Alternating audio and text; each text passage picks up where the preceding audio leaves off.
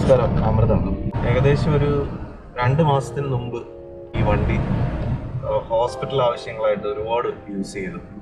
അന്നത്തെ ഡ്രൈവിലൊക്കെ എനിക്ക് ഫീൽ ചെയ്തൊരു കാര്യം എന്ന് പറഞ്ഞാൽ, ഞാൻ യൂസ് ചെയ്യുന്ന ഡ്രൈവറുമായിട്ട് ഈ ഒരു വണ്ടിക്ക് ഒരുപാട് സിമിലാരിറ്റീസ് ഉണ്ട്. സിമിലാരിറ്റീസ് എന്ന് പറഞ്ഞാൽ ഇത് ഒരു തറവാട്ടിൽ നിന്ന് ഇറങ്ങി വരുന്ന വണ്ടികളാണ്. അതായത് നിസാൻ റെനോ അലയൻസിലുള്ള ഡാറ്റ്സൺ എന്ന് പറയുന്ന കമ്പനിയാണ്. അപ്പോൾ ഡാറ്റ്സൺ വിഡ്രോ ചെയ്തെന്ന് പറഞ്ഞൊരു ന്യൂസൊക്കെ ഇങ്ങനെ കണ്ടിരുന്നു. അത് എത്രത്തോളം റിലയബിൾ ആയിട്ടുള്ള ഇൻഫർമേഷൻ ആണെന്ന് എനിക്ക് അറിയത്തില്ല. പക്ഷേ എങ്കിലും വണ്ടികളൊക്കെ എപ്പോഴും മാർക്കറ്റിൽ അവൈലബിൾ ആണ്. ഇതിന്റെ കോസ്റ്റ് വെച്ച് നോക്കുമ്പോഴത്തേക്ക് ഇതിന്റെ പെർഫോമൻസും ഇതിന്റെ ഓവറോൾ ഒരു സ്റ്റെബിലിറ്റിയും ഇതിന്റെ ഒരു ബോഡി സ്ട്രെങ്ത് എന്ന് പറയുന്നത് ഭയങ്കര സ്ട്രെങ്ത് എന്ന് ഞാൻ പറയല്ല. പക്ഷെ എങ്കിലും നമുക്ക് ആ ഡ്രൈവ് ചെയ്യുന്ന സമയത്ത് ഒരു വളരെ ലൈറ്റ് ആയിട്ടുള്ള ഒരു കാറായിട്ട് ഫീൽ ചെയ്യുന്നില്ല. നല്ല അത്യാവശ്യം നല്ല ബോഡി ബിൽറ്റ് ആയിട്ടുള്ള കുറച്ച് സ്ട്രെങ്ത് ഒക്കെ ഉള്ള ഒരു വണ്ടി ഓടിക്കുന്ന ഒരു പ്രതീതിയാണ്. പ്രത്യേകിച്ച് ഇത്രയും ടോൾ ബോയ് ഡിസൈൻ ആയതുകൊണ്ട് തന്നെ നമുക്ക് വളരെ കംഫർട്ടബിൾ ആയിട്ടിരുന്ന് ഓടിക്കാം. സ്ട്രെയിറ്റ് ആയിട്ട് നല്ല ഞെളിഞ്ഞിരുന്ന് ഓടിക്കാൻ പറ്റും. പിന്നെ ഏകദേശം ഡ്രൈവറിന്റെ അടക്കമുള്ള ഒരു ഡ്രൈവിംഗ് എക്കണോമിക്സ് ഒക്കെയാണ് എനിക്ക് ഫീൽ ചെയ്തത്. അപ്പൊ അതുകൊണ്ടാണ് ഞാനിത് വളരെയധികം നോട്ടീസ് ചെയ്തത്. പിന്നെ ഇതിന്റെ പെർഫോമൻസ് എന്ന് പറഞ്ഞാൽ ഇതൊരു ടോൾ ബോയ് ക്യാരക്ടർ, ഒരു ടോൾ ബോയ് ഡിസൈൻ ആയിട്ടുള്ള വണ്ടിയാണെങ്കിൽ പോലും വലിയ ബോഡി റോളൊന്നുമില്ല. അപ്പൊ അതെനിക്ക് തോന്നുന്നു ഡാറ്റ്സൺ ഇത് ഡിസൈൻ ചെയ്തിരിക്കുന്നതിന്റെ ഒരു ഫിലോസഫിയാണ്. ഇതിന്റെ ഒരു ഫ്രണ്ടൊക്കെ ഡിസൈൻ ചെയ്തിരിക്കുന്നത് നല്ലൊരു എയർ ഡൈനാമിക് ആയിട്ടാണ് ഇത് ഡിസൈൻ ചെയ്തിരിക്കുന്നത്. അപ്പൊ അതുകൊണ്ട് തന്നെ ആ ഒരു എയറിനെ പെനട്രേറ്റ് ചെയ്ത് പോകാനുള്ള ഒരു കേപ്പബിലിറ്റി വണ്ടിക്കുണ്ട്. സാധാരണ ടോൾ ബോയ് ക്യാരക്ടറുള്ള വണ്ടികളെല്ലാം നമുക്ക് ബോഡി റോള് നന്നായിട്ട് അനുഭവിച്ചറിയാൻ പറ്റും. പക്ഷെ ഇതിൽ അത്രത്തോളം ബോഡി റോള് ഫീൽ ചെയ്യുന്നില്ല. പിന്നെ നമുക്കൊരു വലിയ വണ്ടിയിലിരുന്ന് ഓടിച്ചു പോകണ ആ ഒരു കംഫർട്ടും ഉണ്ട്. ഇപ്പൊ ഡ്രൈവർ യൂസ് ചെയ്തിട്ട് ഈ വണ്ടി യൂസ് ചെയ്തപ്പോഴത്തേക്ക് എനിക്ക് ആ ചെറിയ വണ്ടി എന്നുള്ളൊരു വ്യത്യാസം മാത്രമേ ഉള്ളൂ. പക്ഷെ എങ്കിലും ഒരു ബോഡിയുടെ ഒരു സ്ട്രെങ്തിലൊക്കെ വളരെ കോമ്പാക്ട് ആയിട്ട് വളരെ ലൈറ്റ് ആയിട്ടുള്ള ഒരു വണ്ടിയായിട്ട് ഫീൽ ചെയ്യുന്നില്ല. കുറച്ച് അത്യാവശ്യം നല്ലൊരു വലിയ വണ്ടിയിലിരുന്ന് യാത്ര ചെയ്യുന്ന അല്ലെങ്കിൽ ഡ്രൈവ് ചെയ്ത് പോണ ഒരു ഫീലിംഗ് ആണ് ഇത് ഓടിച്ചു പോണ സമയത്ത്. ഇപ്പൊ റിയൽ ടൈമിൽ അന്നേ ഞാൻ വിചാരിച്ചതാണ്, അന്നത്തെ സാഹചര്യങ്ങളൊന്നും എനിക്ക് ഫേവറബിൾ ആയിരുന്നില്ല. പക്ഷെ എങ്കിലും എന്തെങ്കിലും ഒരു അവസരം കിട്ടുമ്പോൾ ഈ വണ്ടിയെ കുറിച്ചൊരു എൻ്റെ ഒരു ഫീഡ്ബാക്ക് ഒരു വിഷ്വൽ കണ്ടന്റ് ആക്കി ആർക്കൈവ് ചെയ്യണമെന്ന് ഞാൻ ചിന്തിച്ചിരുന്നു. അപ്പൊ ഇന്ന് അങ്ങനെ ഒരു അവസരം കിട്ടിയപ്പോഴത്തേക്ക് എൻ്റെ ഉടയോനും ഉണ്ട്. അപ്പൊ അദ്ദേഹത്തിന്റെ പ്രസൻസിൽ തന്നെ ഇതൊന്ന് ഡ്രൈവ് ചെയ്ത് നോക്കാമെന്ന് വിചാരിച്ചു.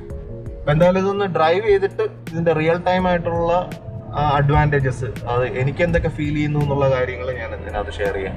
പിന്നെ മൈക്രോഫോൺ ഒന്നും കണക്ട് ചെയ്തിട്ടില്ല. അപ്പൊ അതുകൊണ്ട് തന്നെ ഇതിന്റെ റിയൽ ടൈം സൗണ്ട് ഇതിനകത്ത് ഇപ്പോൾ എയർകോൺ ഇട്ടിട്ടുണ്ട്. 3rd സ്പീഡിലാണ് ഇതിന്റെ എയർകോൺ ഫങ്ഷൻ ചെയ്യുന്നത്. എത്രത്തോളം സൗണ്ട്സ് അകത്ത് വരുന്നു, പുറത്തുനിന്നുള്ള സൗണ്ട്സ് അകത്ത് വരുന്നു, അല്ലെങ്കിൽ അകത്തുള്ള നോയ്സ് എത്രയാണെന്നൊക്കെ നമുക്ക് ഒരുവിധം ഈ ഒരു ഓഡിയോയിൽ ജഡ്ജ് ചെയ്യാൻ പറ്റും എന്നുള്ളതാണ് എൻ്റെ ഒരു വിശ്വാസം. പിന്നെ ഇതിന്റെ എയറോഡൈനാമിക് ഡിസൈൻ എന്ന് ഞാൻ പറഞ്ഞത്, ഇതിന്റെ ഈ കട്ടിങ്സ് ഒക്കെ അത് സാധാരണ കാറുകളിലൊന്നും ചെയ്തിരിക്കുന്ന കണക്കല്ല ഇത് ഡിസൈൻ ചെയ്തിരിക്കുന്നത്. അതിന്റെ ഒരു ബോഡി ലൈനൊക്കെ ഞാൻ കാണിച്ചു തരാം. ബിക്കോസ് അത്രയ്ക്ക് നല്ല കാവ്ഡ് ആയിട്ടാണ്, വളരെ പെനട്രേറ്റ് ചെയ്ത് എയറിനെ പെനട്രേറ്റ് ചെയ്യാൻ കഴിയുന്ന രീതിയിൽ വളരെ ഈ സ്ട്രീം ലൈൻഡ് എന്നുള്ളൊരു വാക്കാണ് അതിന് ഉപയോഗിക്കുന്നത്. അപ്പൊ അത്തരത്തിലുള്ളൊരു സ്ട്രീം ലൈനിങ് ഉണ്ട് ഡിസൈനിങ് ക്യാരക്ടറുണ്ട്.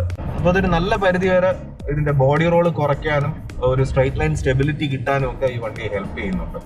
അപ്പൊ എന്തായാലും നമുക്ക് ഓടിച്ച് നോക്കിയിട്ട് ഇതിന്റെ ബാക്കിയുള്ള ഒരു പെർഫോമൻസിനെ കുറിച്ച് എന്റെ ഫീഡ്ബാക്ക് എന്താണെന്നുള്ളത് ഞാൻ ഷെയർ ചെയ്യാം. അപ്പൊ ഇതിന്റെ ഗിയർ ലിവറൊക്കെ ആയിരുന്നാലും എല്ലാം എനിക്ക് ആ ഒരു ഡ്രൈവറിൽ നിന്ന് ഇതിലോട്ട് സ്വിച്ച് ചെയ്യുമ്പോഴത്തേക്ക് ഡ്രൈവറിലെ ഒരു സെയിം ക്യാരക്ടർ ഞാൻ ഇപ്പോൾ കാണിച്ചു തരാം. ഇപ്പൊ ഞാൻ ജസ്റ്റ് ക്ലച്ച് എടുത്തിട്ടേ ഉള്ളൂ. ഇപ്പൊ നമ്മുടെ ആ ഗോസ്റ്റ് ആക്സിലറേഷൻ എന്ന് പറയുന്ന ഈ ഒരു വണ്ടിയിലും ഉണ്ട്. അതായത് ഞാൻ ആക്സിലറേറ്റർ കൊടുക്കാതെ തന്നെ വണ്ടി സെൽഫായിട്ട് ട്യൂണായിട്ടാണ് ഇപ്പോൾ ഈ പോകുന്നത്. എയർപോർട്ടിൽ നമ്മുടെ മിക്കിയെ ഡ്രോപ്പ് ചെയ്തിട്ട് വരുമോ, മിക്കിക്ക് മെഡിക്കൽ വിസയിൽ ഒരു എക്സിറ്റ് വന്നു.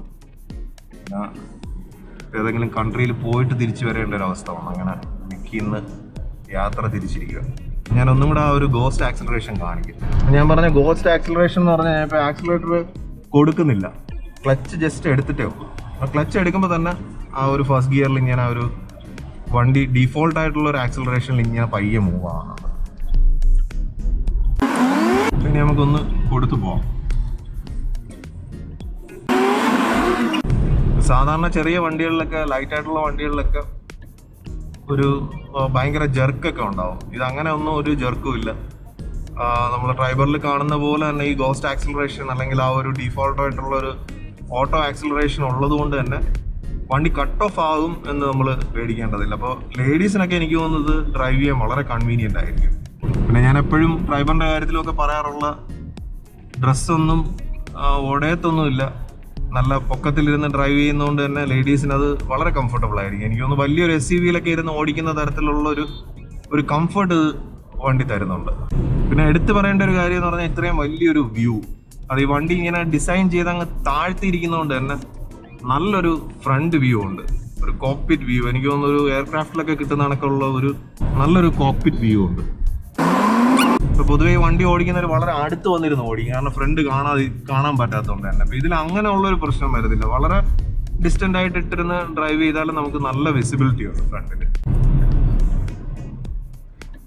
പിന്നെ സസ്പെൻഷൻ, അതാണ് ഞാൻ ഇതിൽ ഈ വണ്ടിയും ഒരു തറവാട്ടിൽ നിന്ന് ഇറങ്ങി വരുന്നതുകൊണ്ട് എന്ന് ഞാൻ പറഞ്ഞതിന് കാര്യം, ഏതാണ്ട് ഡ്രൈവറിലേക്ക് പോലെ വളരെ കംഫർട്ടബിൾ ആയിട്ടുള്ള ഒരു സസ്പെൻഷനാണ്. കുറച്ച് സ്റ്റിഫർ സൈഡിലാണ് ട്യൂൺ ചെയ്തിരിക്കുന്നത്, പക്ഷെ ആ സ്റ്റിഫർ സൈഡ് ആയതുകൊണ്ട് തന്നെ നല്ല ഒരുവിധമുള്ള ഹംസ് ഒക്കെ നമ്മൾ വെറുതെ ഗിയർ ഡൗൺ ചെയ്യേണ്ടതില്ല, ചാടി അങ്ങ് പോവും. നമ്മൾ ഇങ്ങോട്ട് വരുമ്പോ ഇത്രയും ഇത് ഉണ്ടായിരുന്നാണ് ബ്ലോക്ക്, ശ്രദ്ധിച്ചില്ലല്ലേ?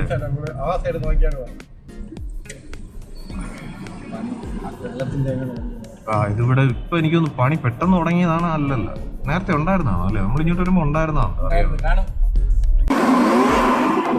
പിന്നെ വണ്ടിക്ക് അത്യാവശ്യം നല്ല ഗ്രൗണ്ട് ക്ലിയറൻസും കൂടെ ഉള്ളതുകൊണ്ട് തന്നെ ഒരുവിധമുള്ള ഹമ്പുകളും ഒരുവിധമുള്ള ബാഡ് റോഡ്സിനെയൊക്കെ കുറച്ച് ടോളർ ഗിയേഴ്സിൽ തന്നെ ഓടി പോകാൻ കഴിയുന്നുണ്ട്. ഇപ്പൊ ഞാൻ സെക്കൻഡിലോട്ട് ചേഞ്ച് ചെയ്ത് കൊടുത്തില്ല, തേർഡ് ഗിയറിൽ തന്നെ ഒരു മിനിമൽ എമൗണ്ട് ഓഫ് ടോർക്ക് കിട്ടി അങ്ങനെ വണ്ടി പോകുന്നുണ്ട്.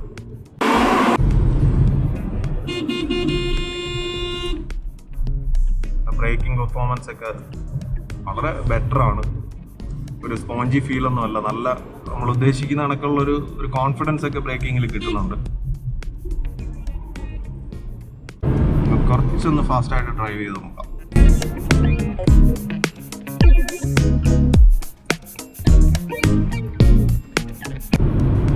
ഇവിടെയാണ് ഞാൻ എടുത്തു പറഞ്ഞ ആ ഒരു സ്ട്രീം ലൈൻഡ് ആയിട്ടുള്ള ഒരു ബോഡി ഡിസൈൻ ആയതുകൊണ്ട് തന്നെ കുറച്ച് ഫാസ്റ്റ് ആയിട്ട് പോകുന്ന സമയത്ത് വലിയ ബോഡി റോൾ ഫീൽ ചെയ്യുന്നില്ല, വളരെ സ്റ്റഡി ആയിട്ട് വണ്ടി ഓടുന്നുണ്ട്. വണ്ടി 2 സർവീസ് കഴിഞ്ഞതാണ്. അതുപോലെ റാറ്റ്ലിംഗ് സൗണ്ട്സ് അങ്ങനെയൊന്നുമില്ല. നമ്മൾ ഒരുവിധമുള്ള ബാഡ് റോഡ്സിലൊക്കെ ഇങ്ങനെ അധികം സ്ലോയിലല്ലാതെ ചാടിച്ചൊക്കെ പോകുമ്പോൾ പോലും അകത്തൊന്നും വലിയ റാറ്റ്ലിംഗ് സൗണ്ട്സോ അങ്ങനെയൊന്നുമില്ല. ഇതാണ് ഒരു മര്യാദയില്ലാത്ത വണ്ടി നിർത്തൽ.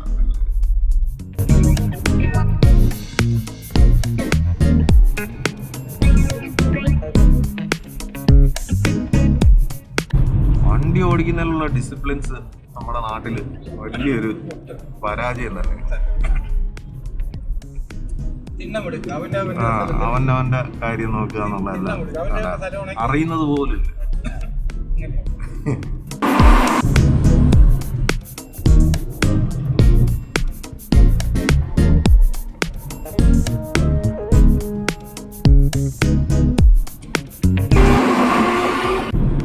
പിന്നെ ഒരു കുഞ്ഞു കാർ, ഒരു ലൈറ്റ് കാർ എന്നുള്ള ഒരു വോബ്ലിങ് ഒന്നും വരുന്നില്ല.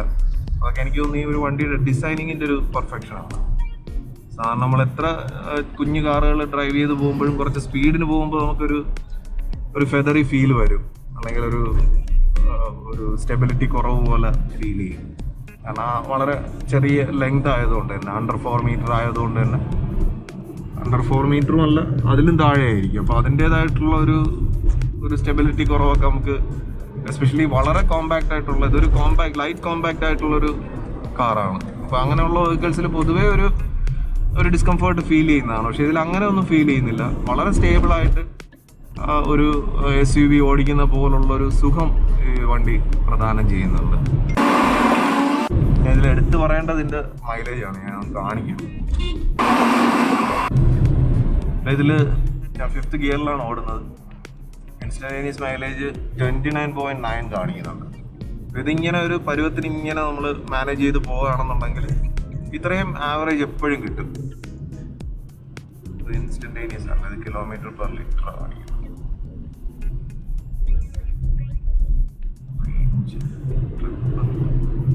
ആവറേജ്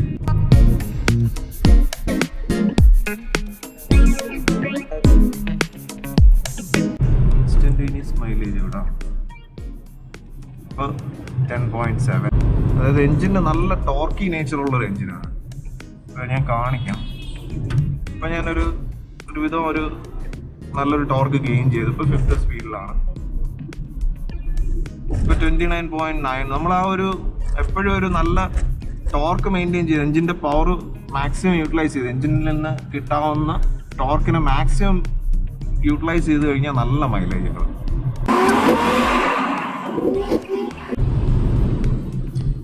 ഇപ്പോൾ 3rd ഗിയറിൽ ഇങ്ങനെ ഒരു മിനിമൽ ടോർക്ക് മെയിൻറ്റെയിൻ ചെയ്ത് പോകുമ്പോൾ തന്നെ 28.8 മൈലേജ്, 20+ മൈലേജ് ഉണ്ട്.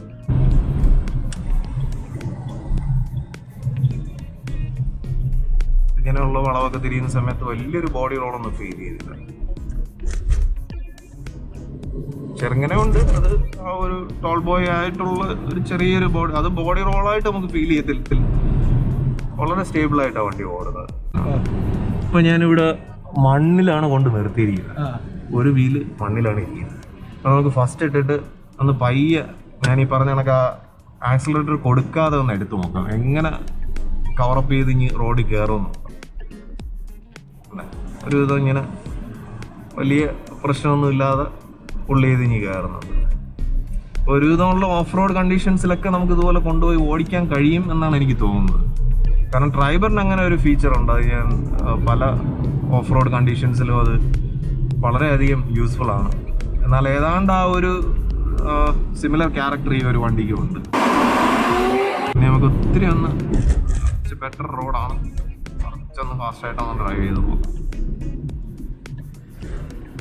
നമ്മൾ കോസ്റ്റൽ റൂട്ടിലാണ് പോകണം, അതുകൊണ്ട് നല്ല റോഡൊന്നും കിട്ടത്തില്ല. ഒരു 80 above ഒക്കെ പോകുമ്പോഴും സ്റ്റിയറിംഗ് ഒക്കെ നല്ല സ്റ്റേബിളാണ്, കയ്യിൽ നിന്ന് പോകുന്ന ഒരു ഫീലൊന്നും വരുന്നില്ല. പൊതുവേ ലൈറ്റ് ആയിട്ടുള്ള വണ്ടികൾക്ക് ഞാൻ ആദ്യം പറഞ്ഞ പോലെ ഒരു ഫെദറി ഫീൽ വരാറുണ്ട്. ഇത് അങ്ങനെയൊന്നുമില്ല. വളരെ നല്ല വെയിറ്റ് ഉള്ള ഒരു വലിയ സ്ട്രെങ്ത് ഉള്ളൊരു വണ്ടി ഓടിക്കുന്ന ഒരു ഫീലാണ് ഓവറോൾ. നല്ല പ്രിസൈസ് ആയിട്ടുള്ള ബ്രേക്കിംഗ് ആണ്.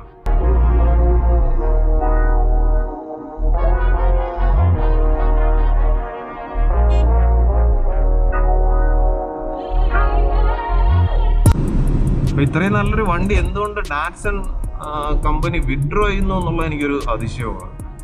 അതെന്താ, അവർക്ക് അത്ര മാർക്കറ്റ് പുവർ ആയതുകൊണ്ടാണോ, അതോ ആളുകൾക്ക് ഇതിന്റെ ഒരു നല്ല വശത്തിനെ കുറിച്ച് അറിഞ്ഞൂടാത്തതാണോ, എന്താണെന്ന് അറിയത്തില്ല. വണ്ടി വിഡ്രോ എന്ന് വെച്ചാൽ ഡാറ്റ്സൺ എന്ന് പറയുന്ന ഒരു ബ്രാൻഡ് വിഡ്രോ ചെയ്തിട്ടുണ്ട്. പക്ഷെ എന്ന് വെച്ചിട്ട് നിസാൻ നിർത്തിയിട്ടൊന്നുമില്ല.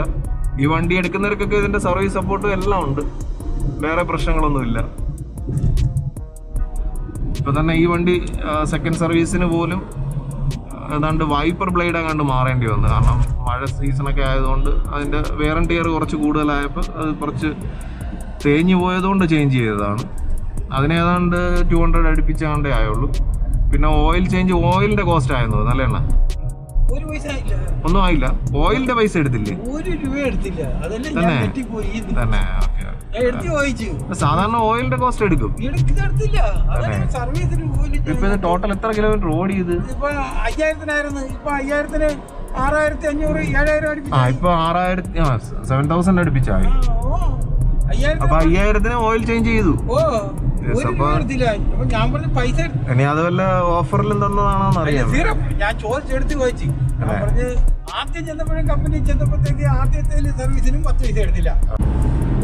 ഇത് വിത്ത് എയർകോൺ ആണ് ഈ മൈലേജ് കിട്ടുന്നത്. അപ്പൊ അതുകൊണ്ട് തന്നെ വിത്തൗട്ട് എയർകോൺ എന്തായാലും കുറച്ചും കൂടെ ഒരു 20-22+ ഒക്കെ നമുക്ക് ഇതിൽ നിന്ന് ആവറേജ് എടുക്കാൻ പറ്റും. അത് ഓടിക്കുന്ന ആളിനെ ഡിപ്പെൻഡ് ചെയ്തിരിക്കും. പക്ഷെങ്കിലും ഇപ്പൊ എയർകോൺ ഇട്ടിട്ട് തന്നെ ഏകദേശം നമുക്കൊരു 20 റേഞ്ചിലൊക്കെ ഇത്തരത്തിലുള്ള റോഡ്സിൽ മൈലേജ് കിട്ടുന്നുണ്ട്. അപ്പൊ ആ സ്ഥിതിക്ക് 20+ ഒക്കെ നമുക്ക് ഒരുവിധം ആവറേജ് വിത്തൗട്ട് എയർകോൺ കിട്ടുമെന്ന് എനിക്ക് തോന്നുന്നു. ഇപ്പൊ ഞാനിത് സെക്കൻഡിൽ അവിടെ ഷിഫ്റ്റ് ചെയ്തിട്ടുണ്ട്. ഞാൻ ആക്സിലേറ്റർ കൊടുക്കാതെ പോവുക. അപ്പോൾ ഇത് നമുക്ക് ഈ ലേഡീസിനൊക്കെ ആയിരുന്നാലും അല്ലെങ്കിൽ ബിഗിനേഴ്സിന് ആദ്യമായിട്ട് പഠിച്ചെടുക്കുന്ന ആൾക്കാർക്ക് ഇതുപോലെ ആക്സിലറേറ്റർ കൊടുക്കാതെ തന്നെ ഇങ്ങനെ പയ്യെ സ്ലോലി ഈ വണ്ടി ക്രോൾ ചെയ്ത് പോകും. ഇപ്പോൾ ട്രൈബറിലൊക്കെ ഉള്ളതുപോലുള്ളൊരു ക്രോളിംഗ് ഫങ്ഷൻ ഇതിനുണ്ട്. അതൊരു വലിയ അഡ്വാൻറ്റേജ് ആണ്, എസ്പെഷ്യലി ബിഗിനേഴ്സിനും വണ്ടി ഓടിച്ച് അത്ര പരിചയമില്ലാത്തവർക്കും അതൊരു വലിയ ബ്ലെസ്സിങ് ആണ്.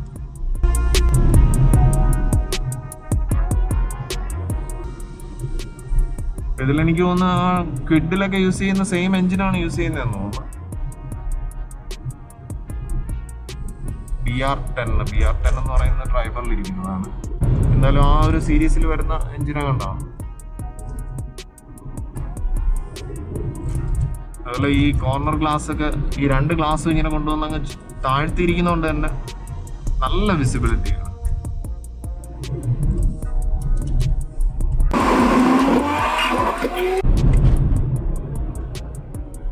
പിന്നെ ഗിയറിന്റെ കാര്യം എടുത്ത് പറയേണ്ടതാണ്. കാരണം കേബിൾ ടൈപ്പ് ഗിയർ ഷിഫ്റ്റ് ആണ്. അതുകൊണ്ട് തന്നെ വളരെ ഈസി ആയിട്ട് വളരെ പ്രിസൈസ് ആയിട്ടും ഷിഫ്റ്റ് ചെയ്യാൻ പറ്റും. വലിയൊരു സ്ട്രെയിൻ ഒന്നും ഇല്ല.